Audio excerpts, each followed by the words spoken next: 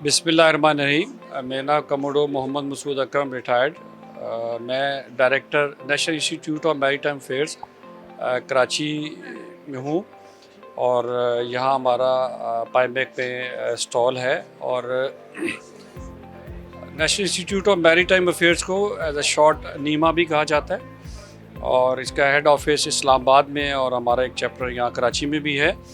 और नीमा का basic function जो है वो मैरीटाइम और ये ब्लू इकॉनमी में बहुत इम्पोर्टेंट रोल है, क्योंकि नीमा जो है वो तमाम पॉलिसी गाइडलाइंस, स्ट्रेटजीज़ और जितना भी ब्लू इकॉनमी से related infrastructure, shipping, aquaculture, ship breaking, तकरीबन तमाम आस्पेक्ट को नीमा अपनी रिसर्च में लाता है और उसके ऊपर गवर्नमेंट को, नॉन गवर्नमेंट ऑर्गेनाइजेशंस को और तमाम एकेडेमिया को हम अपनी रिसर्च शेयर करते हैं और अपनी रिकमेंडेशंस देते हैं।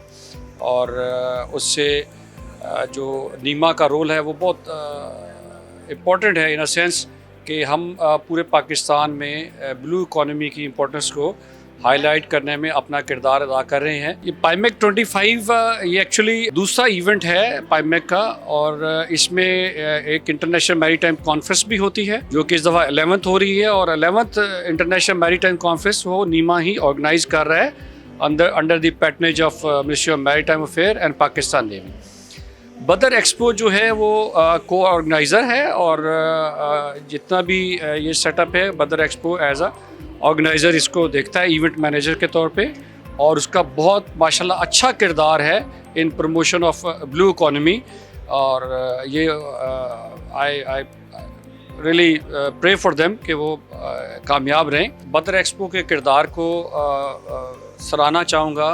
उनके जो CEO हैं ज़ुहैर साहब बहुत डायनेमिक पर्सनालिटी के मालिक हैं और माशाल्लाह रियली सेटिस्फाइड नीमा के पॉइंट ऑफ व्यू से उन्होंने हमें हर तरह की सपोर्ट एक्सटेंड की है। और इस एग्ज़िबिशन को देखें तो जितनी भी माशाल्लाह यहाँ पे स्टॉल्स लगे हुए हैं और जितना भी यहाँ पे हमारी इंटरनेशनल मैरीटाइम कॉन्फ्रेंस होनी है उनका बड़ा मेजर रोल रहा है और उनकी वजह से आई होप कि पाकिस्तान में ब्लू इकॉनमी की जो अवेयरनेस नीमा करना चाह रहा है उनका भी उतना ही किरदार है ये ब्लू इकॉनमी की को हाईलाइट करना नेशनली एंड इंटरनेशनली। और इंशाल्लाह आने वाले वक्तों में इसका अच्छे डिविडेंड मिलेंगे जिसका फ़ायदा ना सिर्फ हमारे आवाम को होगा बल्कि हमारे मुल्क को भी इसका कसीर फ़ायदा पहुँचेगा। बहुत बहुत शुक्रिया।